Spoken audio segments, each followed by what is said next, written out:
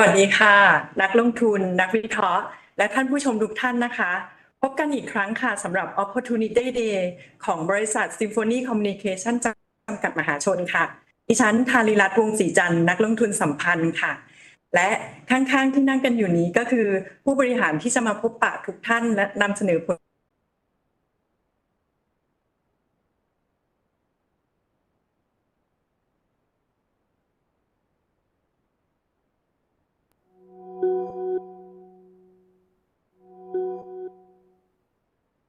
to Opportunity Day, and I will actually be presenting the company plans and also company performance for the investors who joined the Opportunity Day today. So we will start off with some of the key agendas for today, including maybe a short introductions of our backgrounds and our services. And we move on to the infrastructure's footprint that we have. And the last part will be on the financial performance, including some outlooks for the remaining year 2024.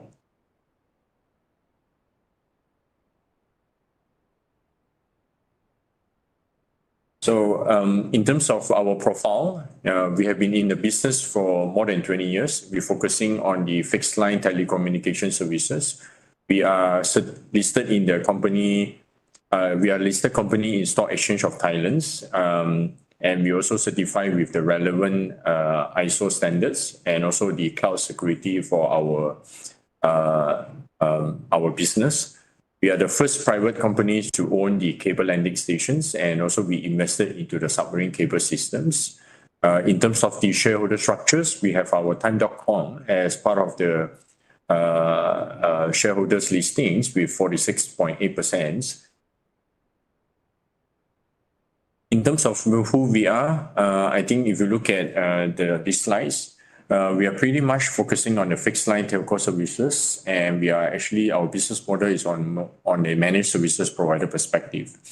Our assets are actually spanning across the whole entire nationwide on terrestrial fiber networks, and we also have neighboring connectivity going to international network connectivity business, and we also have submarine cable that is linking between 3 different countries. And with that infra assets, we can actually provide different footprint and services in Thailand, outside Thailand, Singapore, Hong Kong. Services that we can actually roll out to our customers typically are connectivity related services coupled with cloud securities as part of the solutions. And we also have ICT solutions, which is actually typically a bundle solutions for typically for enterprises. And we also have data center services if we need to provide a one-stop solutions for our customer who require connectivity plus data centers. Our customers are typically B2B markets plus international segments. You know, B2B means we're focusing on enterprises, governments, our ISP and non-ISP partners. Whereas from international side, we are actually focusing on the global carrier who demands connectivity into Thailand and outside Thailand. We also do have OTT and hyperscaler cloud providers who are also using our services, given that we actually provide the fixed line telecommunication services for in Thailand and outside Thailand. So if you look at key services that we have, you know, so we have 5 pillars of services, and this 5 pillars of services is also typically managed end-to-end by us by providing the end-to-end solutions, 24/7 services for call centers, and we also have our dedicated team to support all the professional services attached to all these services. So connectivity are typically everything from lease line, internet, Wi-Fi, and ICT solutions that we can actually bundle together. We have our internet gateway, so we can provide internet direct access for all the enterprises who require internet access. And then we have data centers that we can actually provide co-location services as part of the partnership with our data centers in Thailand. And we can actually provide a bundle solutions for them if they require connectivity plus co-locations. Cloud and security are typically our new vertical solutions that we actually aim to provide to our enterprise customers. And these cloud services, which I will explain a little bit more later, is actually towards the private cloud services. And securities are all sort of securities to provide typically for network and IT related. And this is actually in line with the risk and the risk of the enterprises are looking at in terms of how they want to manage the networks and IT devices. And hence, we're actually providing the security on top of the connectivity that we have. If you look at a bit on our infrastructures, we are the telco that actually lay fiber across the countries. So our fibers are running across nationwide Thailand and connected to a few borders between Myanmar, Laos, Cambodia, and Malaysia. And if you look at the key statistics of our nationwide fiber networks, today we have 6 international gateways.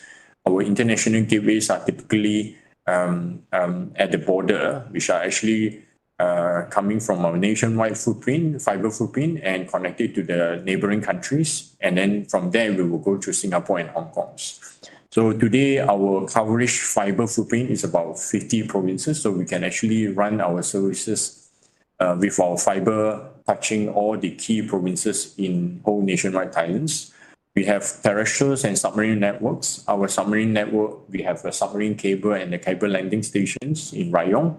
Our cable systems is actually known as MCTs because it's connected to 3 neighboring countries, Malaysia, Cambodia, and Thailand. And then we also have DC to DC connections, which we will probably talk a little bit more in the next few slides. And we are, with our fiber footprints, we can actually connect it to typically all the commercials or office buildings in Bangkok and outside Bangkok. We have about almost 300 buildings that we can serve.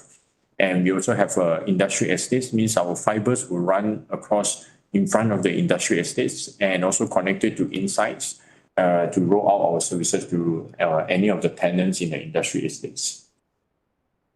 So if you talk about internet service connectivity, so we have our own internet services gateway, that we are actually peering with all those different providers, be it whether it's a content, cloud, or carriers providers networks. So we actually pretty much have full direct internet services that we can actually provide to our customer who need access to locally contents or overseas content. Again, it depends whether it's hosted in Thailand or outside in Thailand, which is typically in Singapore and Hong Kong. So the next slide, we're talking about our international submarine connectivities. So our subsea cables, which is our own subsea cables that we invested, MCT, are also connected to different cables across the world, typically running from Thailand to Malaysia, and from Malaysia or Singapore, we also can connect it to different cables as part of the group synergies, because Time.com has actually few cables that is actually part of their assets infrastructures. A little bit on the data centers. As I mentioned, we have 30 data centers interconnections. So typically all the data centers footprint that we have in Thailand, we have our fiber running through inside to the data center so that we can actually provide our connectivity services to any of the data centers, including the customers that actually hosted their equipment into these data centers. In Thailand, especially in Bangkok downtown or maybe nearby Bangkok, we have about almost 30 data centers that are connected and it's touching across different provinces, which is actually overlapped with our existing network that we have. And typically, all these data centers in Bangkok or even in Chonburi or eastern provinces, we are also connected, and it will also link to our Morley CLS cable landing stations, which is actually in Rayong. With this fiber network in Thailand, our gateways and to neighboring countries, we have our cable landing station CLS. Hence, what we will be focusing on going forward will be on the infrastructure expansions. And this expansion is very important for us because you will see that all these are driven by a lot of the demands coming from the hyperscaler data centers, the OTT, the cloud that are planning to set up their infrastructure in Thailand. The moment when they set up their infrastructures in Thailand, then they will actually be able to provide end-to-end services directly to the end customers. typically end customers are depending whether it's a carrier's perspective, local enterprises or multinational enterprises, and the consumer perspective. So example, we will be focusing on DC to DC, which is data center to data centers expansions. We will also be looking at CLS, which is cable landing stations to data centers, as part of the connectivity that we will link up all these DCs and CLS so that the connectivity services can be provided to those OTT or hyperscalers, especially from the announcements that they will actually set up their local footprint in Thailand as part of the Thailand hub. And with that expansions, then we will also be moving into our gateway, our cross-border expansions, because when these OTT or hyperscalers comes to Thailand, all those neighboring countries, including the telco carriers, non-telco carriers, who eventually wanted to be connected with these hyperscalers, will actually set up their data centers in Thailand. So hence, the cross-border connectivity and diversity is what we are planning to do. So we will be adding another 2 more gateways across our neighboring countries cross-border as part of the cross-border expansions, so that we can actually drive the demand for connectivity coming into Thailand and using our Symphony network services. And hopefully with that international gateway, the next thing is what we will be doing is actually to extend our existing CLS, which is a cable landing station in Rayong, to potentially to serve future submarine cable, new submarine cable that potentially would enhance the international or intra-Asia connectivity, particularly within the ASEAN Asia regions, so that we can actually put Thailand as part of the international connectivity hub as an alternative to Singapore, Malaysia, and potentially to serve the CLMV markets, especially coming from the connectivity perspective. And this infrastructure expansion will be taking at least 2 to 3 years to realize, because the expansions will take by phases and also by milestones, as we are planning up this infrastructure as part of our key roadmap for the next 3 years. And hopefully with that, our connectivity services on track, and part of the extensions of our next phase of our connectivity, we will be focusing on the cloud services that we can provide to our enterprise customers today in Thailand, which is actually our own private cloud that we have developed, and we will be providing cloud infrastructure as a services to our clients or our customers in Thailand. We also partner with local cloud providers and the global cloud providers, be it Google, Microsoft, or even AWS, for the public cloud services to some of the multinational customers who require multi-hybrid cloud solutions. Our cloud services are also connected to all the hyperscaler cloud providers in the market today. So with our Cloud Direct Connect services, our Symphony network are directly connected to all those public cloud providers, be it Google Cloud, Huawei, Microsoft, AWS, including IBM, Oracle, depending on where they are hosted locations. Example, it can be in Thailand, Malaysia, or even in Singapore. With our connectivity networks, we will be able to reach to these hyperscaler cloud providers or public cloud providers in order for our end customers, enterprises, connect to them and use their cloud services as part of their digital transformations, moving from on-prem to the cloud services. Our cloud services are backed by 5 key pillars. First, we are certified CSA Star, which is actually one of the certification for our cloud security services perspective. So we also have ISO, 2 ISO that is actually backing our cloud services. We can ensure all the necessary controls, high quality as part of our embedded cloud services and operations. We have a very high SLA that we are giving to our customer for end-to-end service level agreement availabilities. which is 99.95%. And we are able to do this is also because we have fully diversified sites that we can actually run our cloud services platforms. We have 5 diversified locations in Thailand, typically in Bangkok and also eastern side, so that we can provide full redundancy to our customers and we can ensure a very high SLA. Should any of our locations fail, it can actually move to different diversified locations so that at any times our 24/7 professional support can be there. We have a one-stop solution with professional teams and also our 24/7 network operation centers to actually support all the inquiries, troubleshootings, or configurations requirements for our customers.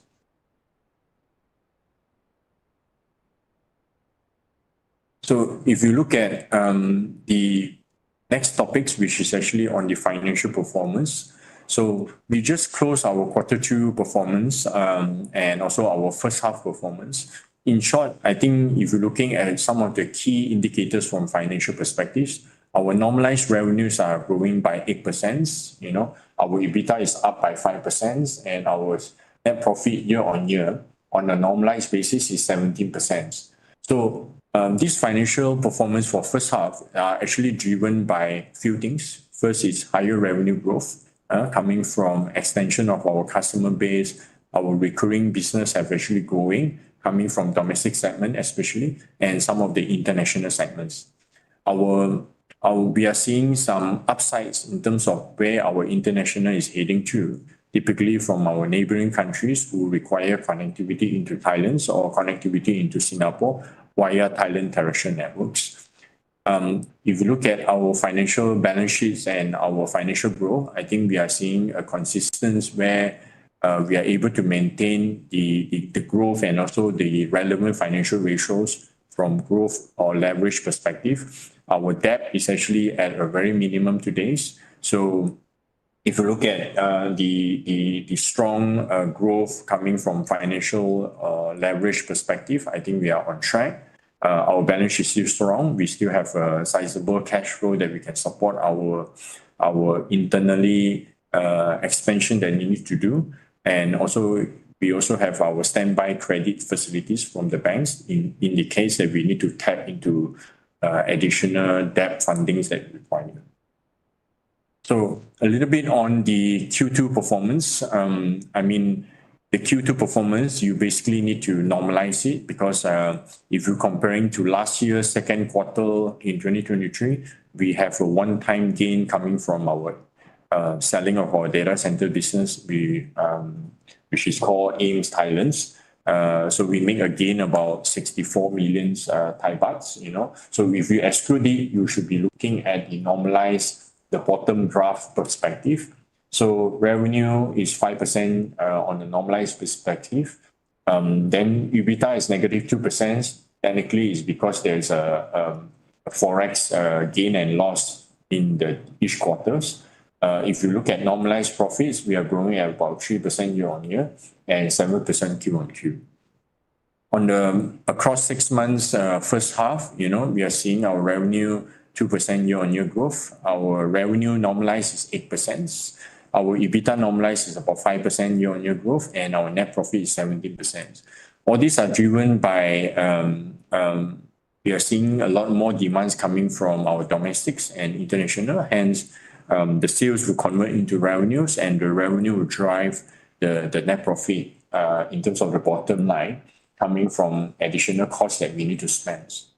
If you look at the revenue mix contribution today, our 6 months revenue are coming from 40% are coming from internationals. As we are ramping out our enterprises, enterprise is actually moving their percentage more. So today, 45% of our revenue coming from enterprise, plus the wholesale, which is also domestic services. So end-to-end, 15% is coming from wholesale plus enterprise will give us about domestic services, about 60% of our revenue today. In terms of quick one on the cash flow, so today we have about 263 million as of June cash flow. Our operation cash flow is still as per normal, plus our CapEx and also our financial cash flow that we need to pay to our banks, our vendors, we have about net cash flow about 263 that's still remaining in the bank. Our debt maturity today is very stable. We have been actually doing below ratio of 1 for our debt to EBITDAs and also, debt to equities. And our beta ratios is also improving. So we also have debt to EBITDA is about 2 to 3%. So in terms of quick financial ratio, from a liquidity standpoint, we are doing relatively stable. Our profitability ratios across GP, EBITDA, and operating profit, including return on asset and return on equities, are as per what you have seen on the slides. We are either maintaining the same ratios positively, and we are hoping that we can actually improve more on the leverage ratios, which today we are actually at all the at a low risk in terms of the leverage ratio because we have a sizable from an equity standpoint or EBITDA standpoint to cover all our debts commitments. In terms of the growth, I think you have seen already. Today we are running about positive growth on a normalized basis, either from revenue and also the net profit perspective.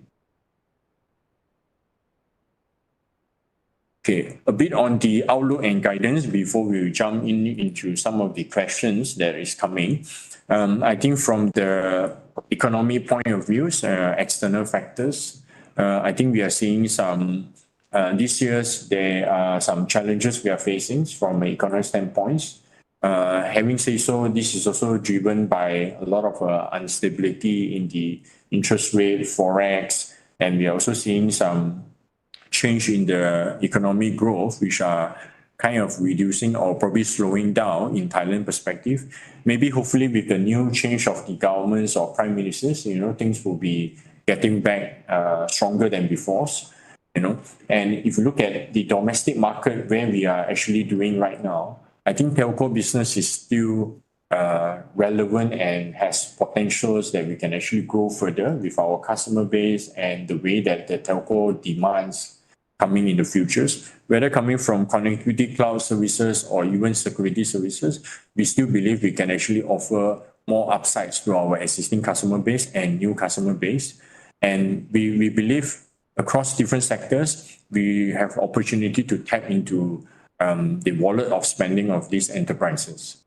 On the international, I think this is where we are seeing a few elements of change. I think Indo-China market will give us immediately or even short-term to mid-term demands as they are actually ramping up their connectivity coming to Thailand and their connectivity going to Singapore. Hence, we'll be tapping into these Indo-China markets as they are also spending money to build their infrastructure expansions. Hence, that will be relevant for us to tap because we have an extensive network in Thailand and also outside Thailand. Data centers set up in Thailand, I think we are seeing Amazon, Google, Microsoft, their plans to set up their local infrastructure in Thailand. But again, this will probably take completions end to end in 2025 and 2026. So hopefully this will give us a lot more demands going forwards. Although I would say this year they'll probably slow down, maybe because of their planning and also their cost cutting globally, which we have seen in the news. In terms of the financial focus, I think we'll be probably maintaining our capex guidance, between 20 to 25% range. At the same time, we will be probably looking a little bit more on our cost level management because I believe we can actually manage our costs in a more effective way going forward with the plans that we are doing.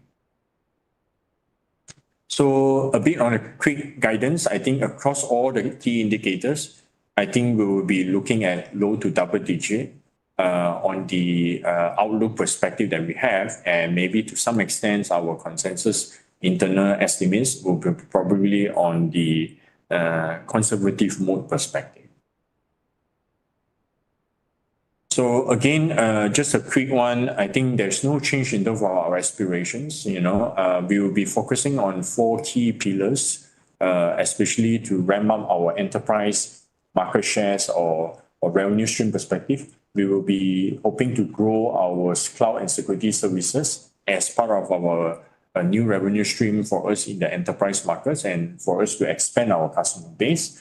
On the international level, we will be working very closely with all the global carriers, OTT, cloud content providers, as we believe the future demands using Thailand as part of their hubs.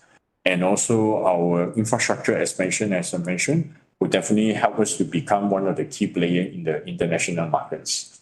So with that, we will continue to be investing into our infrastructures, our products, as we are ramping up our vertical services for our customers in enterprises and our international connectivity.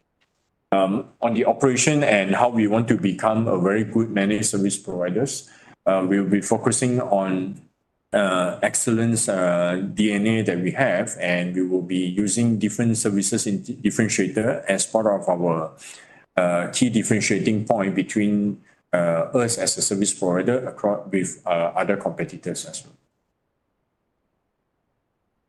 Okay, I think that's all on my slides, and hopefully will give flavor to our investors or any who joined the call today as part of the opportunity day. And hopefully with the slides that we have presented, a bit on the financial first half, outlook guidance and our plans, I'm more than willing to take up any questions should there be any coming from anyone who joining online today. ค่ะต่อไปเป็นเซสชั่น Q&A นะคะก็มีคำถามมาบางส่วนซึ่งบางคำถามเนี่ยคุณอเล็กได้อธิบายไปบ้างแล้วในสไลด์ที่เรานำเสนอนะคะ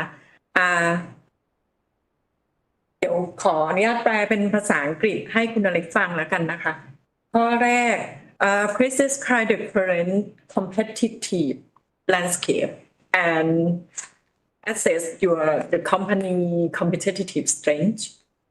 Okay, if you look at the market landscape or the competitor landscape today in the similar market we are doing, so first of all, I think we need to look at where we are today. Symphony is on the B2B markets and we are on the international markets, because we have both domestic infrastructure and international infrastructures. So some of our competitors are also focusing on the same as what Symphony is doing, but maybe they have other business as part of their company product and services. For example, AIS True, they have mobile business and they have non-mobile. So Symphony don't have mobile, okay? So on the non-mobile, they have consumer and enterprises. So consumer we don't have, so we can't compare. But then they have enterprises, which is actually what we are doing. So even AIS True are also our competitors. But again, we are doing different things because we are dedicated to only B2B markets, So we have our professional services dedicated. We have different SLA and also network services availability for our customer who buy services from us. So if you look at non-AIS or True, then we also have other similar operators or providers who are competing with us. Again, in the markets today, if you talk about our real competitors, we have about maybe 6 or 7 competitors who are doing similar things like us. But again, you can't compare apple to apple because some they have, we don't have. Some they have, I don't have. So maybe on the landscapes, you can't have a very direct comparisons. But again, if you look at today, the environment of the markets, let's say we exclude AIS and True, the rest of the fixed line telecommunication providers, I would say we have about 4 or 5 that is actually competing with Symphonies. Again, depending on what services we do, because we have different product services, right? So if you look at today's environment, I believe today there are 2 things I'm looking at. First is actually how do we differentiate to our customers with our strengths and our business propositions. We drive our business by the quality and our services. So our quality and services are above everything, because everyone will have the same infrastructures. but what is on top of the infrastructure and how do we do the infrastructure, which then give the different solution to our customers and different SLA, for example. The market today is very challenging because we are competing with 4 or 5 providers. But what I like about this industry sectors is there is no clear winner because some customers, they require 2 or 3 providers. So in this case, we will definitely get opportunity to serve these customers, but how we serve and how revenue or cost that they were willing to pay, I think this is actually where the game-changing point. If you ask me in future, do we see these competitors' analysis perspective landscape will reduce because there will be more combinations, which is the same as AIS through DTAG before, and we see there are some M&A or synergy coming. I don't disagree. Maybe in the futures, once we're focusing more on the quality services and everything, there will be opportunity for a combination of business so that we will actually be driving our values and our price to be more stable, but with less competitors in the pictures. Yeah. ค่ะก็คือเน้นเรื่องคุณภาพในการแข่งขันด้วยนะคะ next is the trending performance in Q3 will growth as a previous year or previous quarter and why? Okay, so I think our Q3 or Q4 performance, which is second half, I think we are looking at hopefully probably the same trend as our Q2. I would say, the reason is we are a bit more conservative. We are seeing our domestic is taking very fast, but we also have to be very careful with second half because one of our segment is governments. Okay. And usually the governments and our partners as our customers, we are seeing probably second half will be more challenging because there is a change in the government examples. And this will put a very direct impact in the next 6 months, how we see things will change. On the international side, we are working with our international customers, especially the big boys, but we are seeing that they have slowed down in terms of their expansions. And this expansion will likely to be in next year, 2025 and 2026, because it takes time for them to plan and for them to construct and get their infrastructure ready completely. So in the second half, I would say on a very conservative, I will probably maintain a very a low growth comparing to the Q2, because I think we need more time to see how the market reacts, especially coming from things that is happening on the external side. ค่ะก็คำตอบแบ่งเป็น2ส่วนนะคะในส่วน domestic กับส่วน international ถ้า domestic ก็คาดประมาณการว่าจะยังคงรักษา growth ได้เหมือนเดิมนะคะแต่ในส่วนของ international เราก็ยังจะปรับลดลงยังคง growth อยู่แต่ว่าอาจจะ growth ไม่เยอะอย่างที่คาดนะคะด้วยเหตุปัจจัยต่างๆภายนอกของกลุ่ม OTT แล้วก็ data center ที่ยังดำเนินการก่อสร้างอยู่ค่ะข้อต่อไปนะคะ How many % growth of overall of year 2024 and what is the key factor to support the growth? As I mentioned, the growth can come from both our domestic and our international. I believe on the domestic side, the connectivity, cloud, and security will be our key pillar for our expansions in terms of customer base and also the customers' revenue. We do believe the enterprises will continue to invest as part of their infrastructure, connectivity, network expansion. So that will probably where we can actually get more opportunity to serve them. International, I say, there will be a lot of investments coming in. When they invest into their infrastructures here, we can actually serve because we have fiber. Because we have fiber, we have telco license, we have international gateways everywhere. We can definitely serve these demands.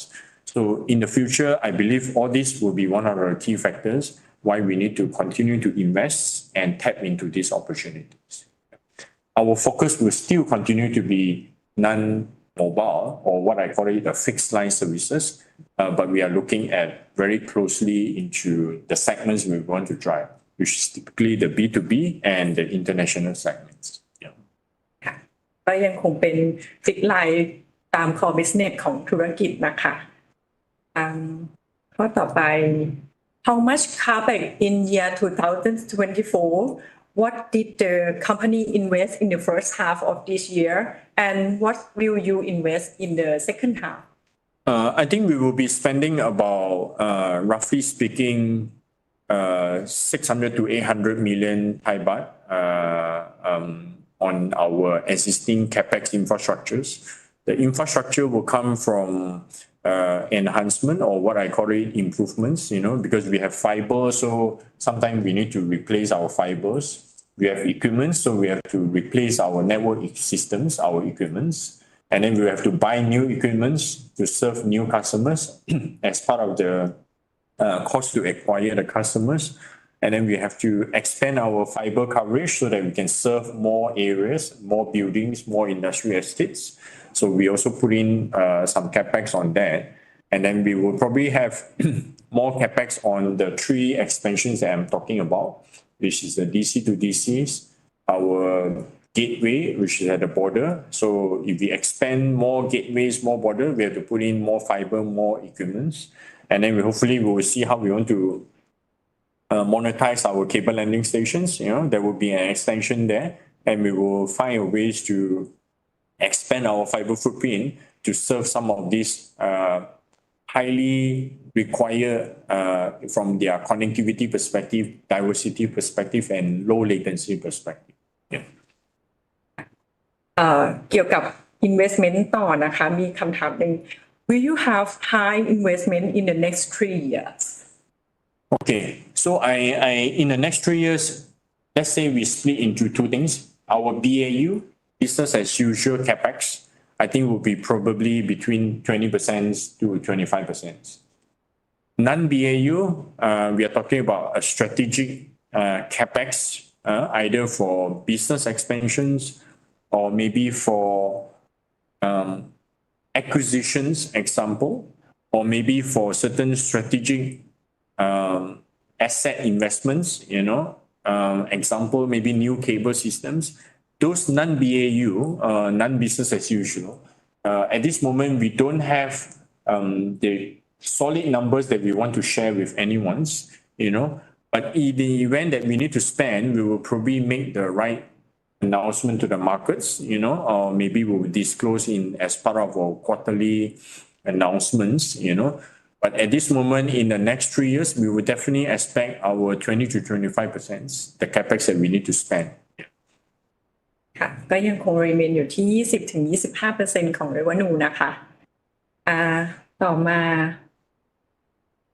at the EPC event about data center, how much Symphony got backlog?